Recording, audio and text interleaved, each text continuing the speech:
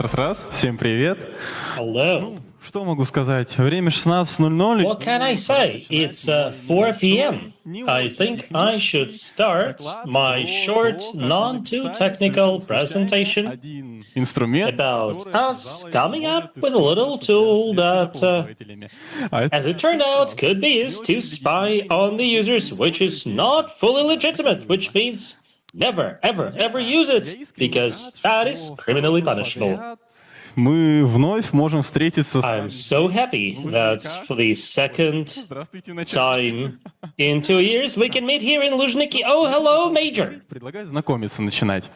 Меня Okay. Миша, и Name is Misha. в компании Цикада 8. Это дочка I work for Cicada 8, which is a subsidiary of MTS, and we provide all sorts of cyber security services. So we break things up, we patch them up, we break them again. But I have a liberal arts soul. В состоянии You know, my открыл для себя статьи. Я начал писать. Yeah, my sort of, talent nearly died until I started writing articles for Hubber and Medium, and I was also responsible doing research because we were developing various tools for Windows. Когда выступаю здесь для Also, I thoroughly enjoy making presentations and sharing the great content that we have. My contact details are here. Я люблю новые Do get in touch. I love meeting new great people. Любому уважающему себя IT. And, like every IT professional worth his salt, I've got a little Telegram channel that I run together with Pavel Shlundin, my very good friend. He may be here in the room, or maybe he is celebrating his son's birthday today. Сам доклад я разделил на три. Now, my presentation today will consist of 3 parts. In the first one, we'll talk about the history Затем перейдем к of UI automation. After that, we'll talk about exploitation, but I'll try to explain it in the language that, will not require, being an industry insider to understand. We'll also discuss the POC, the tricks behind it, and you can, in fact, use it, just for education purposes. But also, I've been thinking you can actually use it in various, DLP-like systems. And afterwards, we should be able to discuss defenses so that, nobody spies on you like this. Now, let's talk about the evolution of these tools, like why they got automated and who needed that. стандартных людей существуют люди с ограниченными. So besides the regular people, there are people who are, disabled, they can be visually impaired or hearing impaired and so on and so forth. And although in countries like Russia, you don't get to see them in the streets too much, there are actually loads of them. And, many of them use computers. Nobody wants to miss out on their audience. That's why developers of various systems like Google, Microsoft, and others have asked themselves, how can we make sure that our devices are actually convenient for such a special audience? Now, Microsoft came up with a tool called Microsoft Active Accessibility. It was developed in 1997 before I was born. And in 1998, it was already inserted in Windows. So, it got some improvements over the decades, your regular life cycle of a decent IT product, but it wasn't properly documented. It was a bit too complicated, and developers did not really like it. That's why in 2009, they launched the Microsoft User Automation, UI Automation. And it was launched together with Windows Automation API Framework. It is exactly what we shall consider for this presentation. However, all these concepts are so similar, so that you should be able to apply my concept to MS UIA, but I actually believe that UIA from Microsoft is much better. So it was winter 2024. I woke up in the morning, and like any cybersecurity guy, the first thing I was doing was reading the news, particularly publications by our American colleagues. And then I see an article by Akamai. Now, Akamai is certainly a well-respected player in this market. And I read this article, which obviously was about MS UIA. I couldn't see a POC there. I mean, they mentioned the POC, but the POC shown there was not really functional. It was not usable. So all they showed was just registration in the system with no impact, so to speak, on the target device. So I was thinking that, okay, there is this article, there is a POC, maybe it's not stable enough, but it's better than nothing, right? So about 2 weeks later, I came up with my own POC, which I released on the same day. And now, in 2025, I submitted this particular report for presentation together with 2 others, and surprisingly, it is this one that the jury wanted me to deliver. Now let's go back a bit. Why would we need to automate UI? It's needed for the so-called assistive technologies, the technologies that help people who are disabled. Well, hackers, they are also disabled in a way. That's why we should be using those capabilities. Now, the second part will be about exploitation. We will talk about some of the key concepts, like what's under the hood, how it works, and how you can develop your own POC, and maybe even use it later on remotely on a client device that you're snooping on for obviously educational purposes. Существуют некоторые основные столпы механизма. So there are some bulwarks of this mechanism, so to speak. Now, what I'm showing here is not really like an official classification, but I love classifications because I think they make it easier. They help us understand things. So there is client-server architecture. So a client is whoever consumes the data. And then, you upload certain runtime libraries to support the interaction.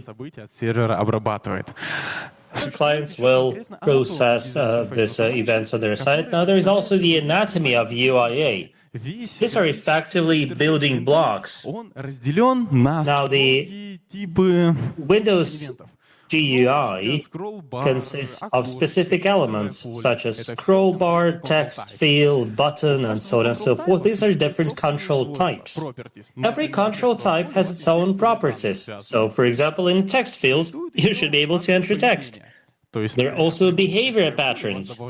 Now, when you enter a text field, there will be a blinking cursor. Events are most interesting. Events pop up in the scheduler when you send a message, for example. So, if you control an MS UIA, you will be notified that such and such message has been sent, and then you can request the text field and see what was written there. Now, there is a separate concept, called control tree, I think, a control tree. So all the graphic elements in Windows, they stick to a particular structure, and the root is the desktop. And, branches springing from it are Windows, like there will be sidebars, what have you. And it's all built around an automation model. And an automation model is effectively a set of interfaces that connect different buttons and other elements. So it's all a tree-like structure, which means that you can traverse the tree up or down and identify any graphic element that a user says. And this way you should be able to track whatever they're looking at as if you were sitting behind him. Now let's look at each of these elements in a bit more detail. So what does the architecture look like? So we have a client, we have a server. So a server is an app whose graphic elements we want to track, and the client is the one who wants to snoop. So we have 2 DLLs in both of them, right? So you'll see that the names differ. Why do we call it provider? Not not a single server app will provide information about its graphics. It's done by providers. Providers are developed separately, but there is a bill about providers built into Windows. And, these providers actually cover pretty much the whole gamut of applications, including, say, games such as Dota 2. You can even develop a cheat using MSUIA. And if something is wrong with the DLL injection mechanism and errors get in your way, you can replace the provider DLL because there is no signature check there. And then you can actually embed yourself in somebody else's privileged graphic process. But I haven't told you that. That would be a very bad thing to do. Now let's talk about the anatomy. What do these bricks look like? So,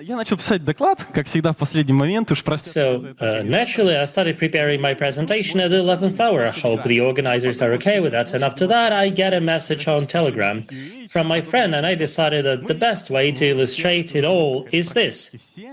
So, shown in purple are pretty much all the graphic elements you can interact with. Shown in red are the text fields. You can, in fact, interact with any of these fields any way you like. You can press the send button, you can request the text field, or you can turn this beer offer down. Well, I decided to accept it, though. So finally, we are turning to the relatively sophisticated concept of control tree. In order to inspect this automation tree or control tree, you need specific software. There are 3 shown here. These are the most popular ones, like why would you want to reinvent the wheel? Inspect.exe is part of Windows SDK, and I will be using this one. But also, please note that Josifovich, everybody's a fan of Josifovich. He's got 2 great volumes on system programming. I actually believe that the second tool is more comfortable. He has, the best graphic interface I have ever seen, but, somehow it doesn't feel like serious enough. And the third one, Automation Spy, I think it was developed by somebody Russian. I don't remember the name, however. But I decided to use Inspect. So what is control tree like? We have the graphic elements, and every element has a host of different properties. So a button can be pressed, it has some text associated with it, and there will be lots and lots of other properties, including its position. Shown on the left is the automation tree. So we have the root, and the root is the desktop. On top of that, you will be seeing the windows with buttons inside them. With the help of the Inspect app, you can select any graphic element that you want to track and see its properties. That should really help you with coming up with a tool for digital snooping. So remember that inspect.exe shows all the information that you need. So I have the Word app. It's licensed, obviously. See, I'm boasting of this here. And there is a cursor button there. You can press it. You can point at any graphic element like bold, and inspect.exe will tell you of all its properties. In this way, for example, you can point it at a text field and be tracking that text field. Note that everything you see in the screen are actually text fields, right? Or graphic elements. I'm showing you the graphic elements here with purple. And they can be explored. And then, this interaction can be automated. Please note that as we are interacting with specific graphic elements, specific events get generated, and they can be captured with ec event. You may want to do that if you want to know what kind of behavior arises as we interact with a particular graphic element, like You press a button, and that generates a message. Подсказывайте. Okay, and if it's a message sending, then obviously you may want to capture the textual data. Событий возникает миллионы. И I expect you to be helping me. So there will be millions of events like this, and naturally you want to filter it, because if you process millions of events, your computer will probably break down. And after all, it could be a cardboard machine. вы должны в настройках выбрать So соответствующий. to set up filters, you gotta select the kind of data you're interested. So there are so many numerous events, and in fact, you can monitor pretty much everything that's happening in the system. So choose a specific process that you care about свойства, которые вы and the properties that you want to be informed of. про виды событий. Существует Now let's briefly talk about types of events. Now there is a standard type called changes. окно, это change. Now this is in fact Существует изменение текстовой позиции, pretty существует much any change, like you move a window around, that's a change. There could also be changes in focus and structure. Actually, structure is when a new element is added to UIA tree. появляется, For и example, меняется дерево. you create a new window. That's a change in structure. Notifications Например, что-то мутить. Взять, go without saying. сообщить пользователю о том, что у него Oh, now imagine that you do not inform the user that their AV is not happy about something. That would be tampering with notifications. следующим образом. В данном случае я отслеживаю события. So here you'll see I'm tracking focus events. Отправляется в кнопочку с Control-Type, Edit Control-Type ID. So edit control type ID is being sort of triggered. И мы это можем Say the message here is I've pressed on a text field. просто So резюмировать this way, предоставленные ранее данные. we can effectively Кнопочек. Все эти кнопочки summarize that we've got loads of buttons. They can all be pressed. You can interact with them in a programmatic way. It is all tracked through events. We need to handle these events to know what a user is doing on their machine, as if we were sitting behind об them. этом подробнее на следующих. You can read more about it Это мой proof of here. concept. Что My POC is on the left. What does it do? It knows how to intercept WhatsApp, Telegram, Slack, скажем, автоматизированно и and проверено. pretty much everything Умеет else. расшифровывать KeePass. It also knows how to decipher KeePass. Но, надеюсь, все осилят. Now, the second one is the article I wrote in English, and I also have clips on YouTube Миловидных дядь. coming from Windows developers. So they have these two great gentlemen where they explain everything about this mechanism for about 40 minutes in painstaking detail. Seriously recommended. Сюда и пришли. Now let's talk about the technical hardcore, which I guess brought all of you here. We shall talk about how it all works, what are the interfaces under the hood, and we'll also discuss the URLs, and we'll see how you can track the URLs. Не столь искушенных отмечу, что интерфейс. So there are IUIA automation interfaces. Интерфейс это как класс. Don't be harsh to me. Interfaces are like classes. In a class, there will be methods, and you can invoke methods. Like print to console helps you write stuff to console. 4 основных интерфейса. So there are 4 main interfaces. They're all shown on the screen. Automation позволяет просто инициализировать всю эту So automation enables you to sort of IUI automation enables you to obviously initialize the whole system. Automation element helps you interact with a specific element. Now, everything you see here are in fact automation elements. Вот это и вот это. This is an automation element, and even that, and even that. You can track all that, И находить, в том числе через Inspect.exe. and you can actually interact with them through Inspect.exe. Элемент вам нужен. Once you have found a specific graphic element, you may want to determine an event. And obviously, you will be using AcEvent for that, and then you need to create a handler. There are different types of handlers out there, and every type of event will need its own handler, which sort of goes without saying. Потому что у каждого So, разработчика присутствует свой every handler will have its own set of parameters that it sends.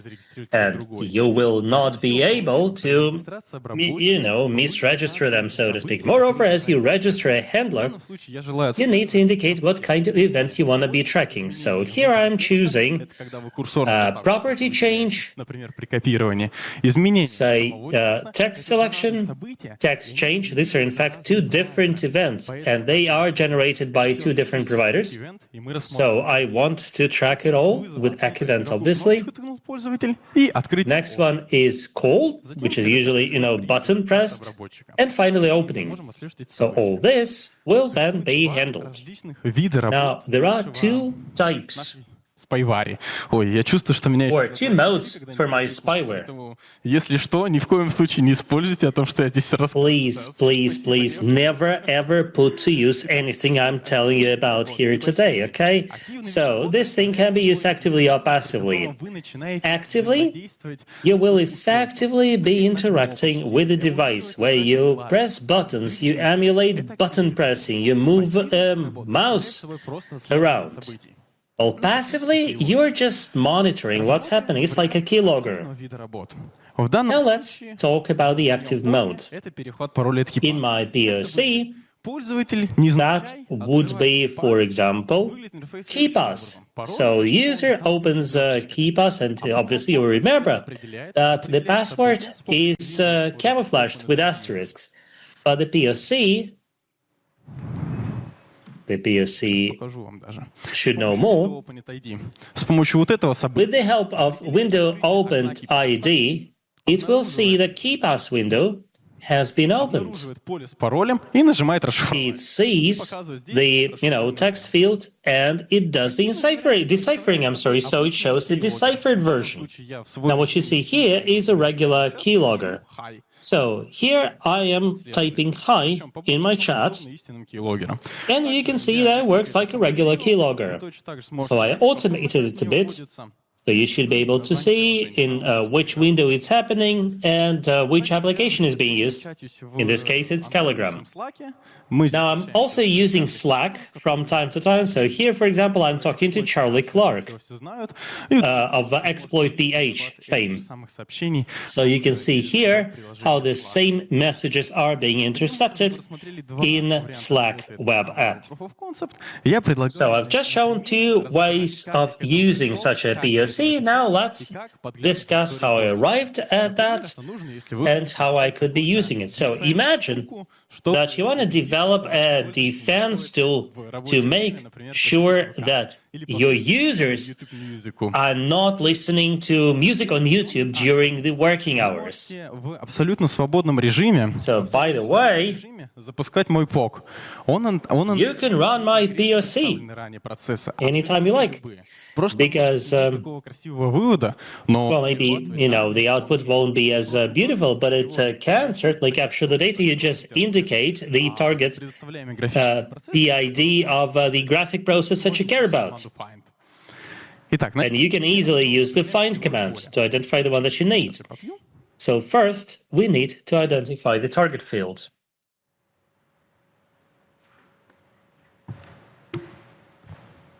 Первым делом мы определяем целевое поле, которое хотим отслеживать. В данном The one that you want to track. мы хотим отслеживать. In our case, that would be a URL. So we want to see the URLs that a particular user is visiting in Firefox. And then we start inspect.exe.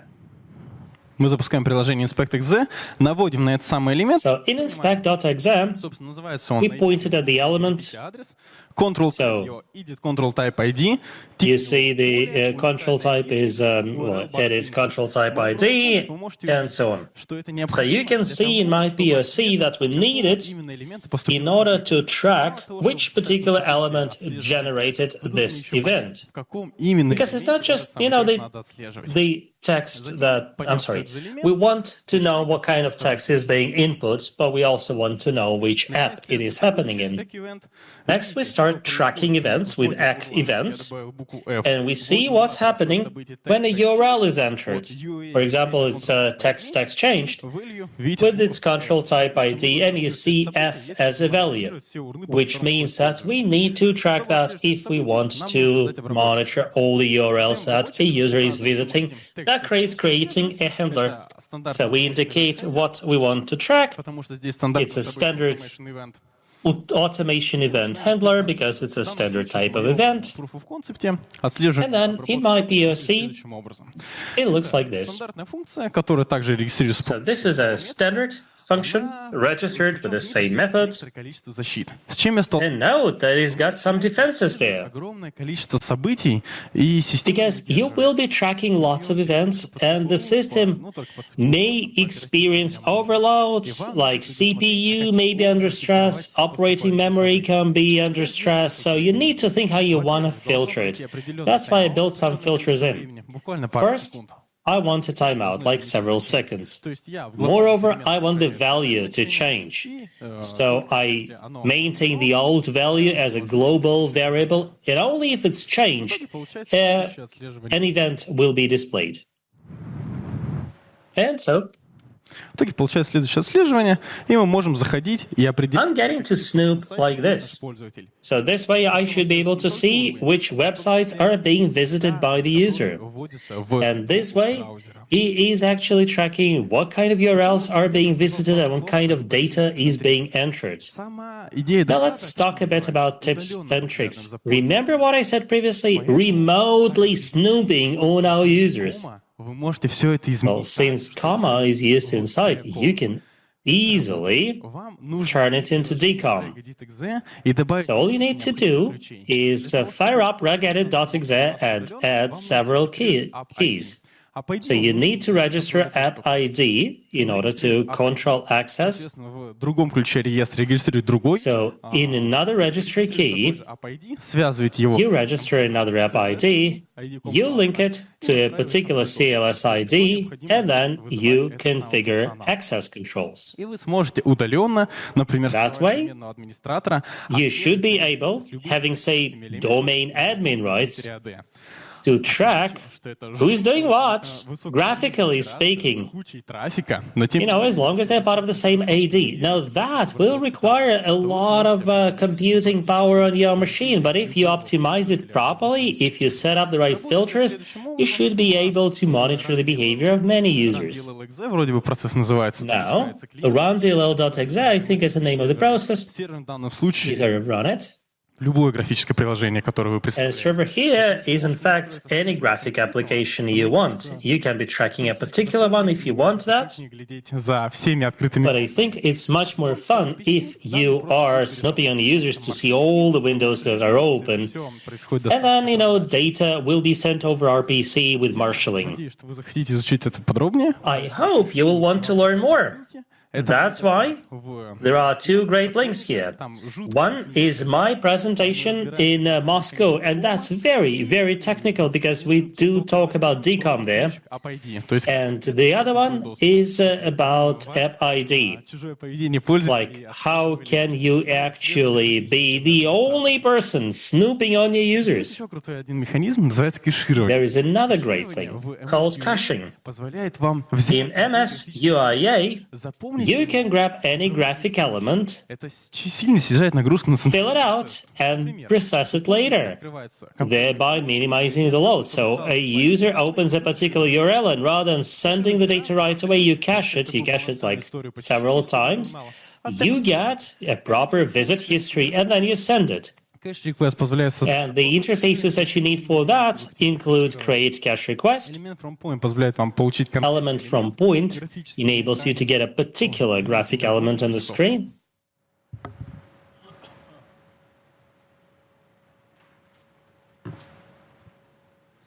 Изменить конкретный или графический элемент на экране, и затем And finally, you can create the cache. And naturally, you need an event handler for every event you're caching. Please follow these links to learn more. In Stack Overflow, there is a great question about creating cache requests. In fact, you can cache pretty much any data with cache request. So imagine that a user has an empty desktop with no graphic elements and you're still snooping on them. Okay, how can you defend against that? In fact, we've got lots of tools. Now, if you want to make it completely unavailable, you gotta remove the keys related to MSIUA. or delete the libraries. И, наверное, так не So стоит. that's pretty invasive. Maybe you don't want to do that. Загрузку, как его. Also, you can detect loading of the library, and obviously it will be needed. This library, or like the library, needs to be loaded for this whole kind of exploitation to happen. Or alternatively, you can detect existence of UIE pipes, and you can also track the load on the CPU. The client CPU will actually be very much under pressure. But imagine that you create like an external DCOM version of such a system. That would make it more difficult to detect. Спешу отметить, что вопросы не получится задавать. Please note, you will not be able to ask your questions from the floor just like that. Тем не менее, если вы стесняетесь, то можно написать мне в телеге. Because without a mic, nobody will hear it.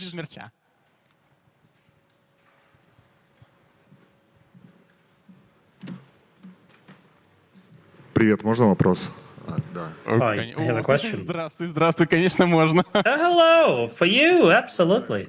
CPU, видимо, из-за того... Now, if this thing puts so much stress on the CPU, может быть, можно к пайпу подключиться и более низко... maybe we can connect to the pipe, and it will be much faster to grab the stuff from the pipe. Я тебя ценю и обожаю. Do you know how much I love you? Я тоже так думал. К сожалению, на I was thinking along the same lines. It's just that for pipes, there is a special flag, pipe reject remove clients, such a shame. But you can deal with it through DCOM. Совершенно случайно мне в голову, проверяю. It's like a hack I, accidentally came up with. Thank you. Здравствуй снова. Такой вопрос. Вот ты упомянул то, что в принципе у этой истории есть You have mentioned перспектива использования как DLP. Вот that, this thing can actually be used as DLP. программное обеспечение из контекста. Now imagine Имеем доступ ко всем. that we are running it from the system context. Shall we have access to all sessions? Да, Or это what? история конкретной сессии пользователя. То есть буквально... Yes, that's the history of a particular user session. On a terminal, Подразумевается, it will not run. плохим The зрением... assumption being that, a person who, is visually impaired will hardly be using RDP. Если вот ты сидишь перед компьютером, открыта одна сессия. И вот эту сессию можно от любого пользователя отслеживать. Будь то админ или система. Тем не менее, тут контроль целостности присутствует. There is integrity control in place, though. So imagine that you run this client as a process with medium level of integrity. It will not be able to track graphic processes with high level of integrity. But if it's system level, then obviously there are no limitations. Привет, Миш, спасибо за доклад. Hi, Misha, thanks for the presentation. Получилось выдергивать пароли из So you said that you were able to extract passwords from KeePass. How did you do that?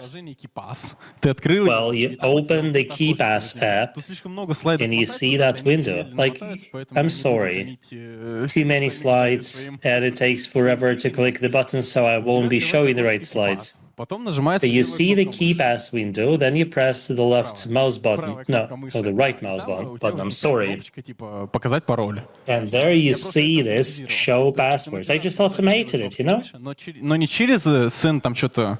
В WinAPI отдельная функция для этого есть, но я не через это In сделал. WinAPI, there is a separate function for that. Нажатие на кнопочки «Показать пароль» и уже выдергивать. So you sort of automated show passwords. Right, absolutely, through Прикольно, спасибо. MSIUA, which makes it sort of undetectable. Так, вроде больше никто на мерч не претендует. It looks like nobody else wants the merge. Есть серьезный кандидат. And you know what? We do have some serious contenders. Две футболочки выдать людям, да? Can I give people 2 t-shirts? Is that allowed? Oh, you don't want it? Okay, then it's easy. Это вам, уважаемый коллега. So then, dear colleague, you're getting it. For the 2nd year in a row. Собственно, все. Всем спасибо. Мои контакты. This is it then. Thank you very much. And these were my contact details. Мои контакты были на втором слайде. I mean, my contact details were in slide number 2. If you haven't taken a photo, my condolences. Можно ко мне подойти. In any case, you can approach me. I'm always easy to find because I'm wearing this Hawaii short.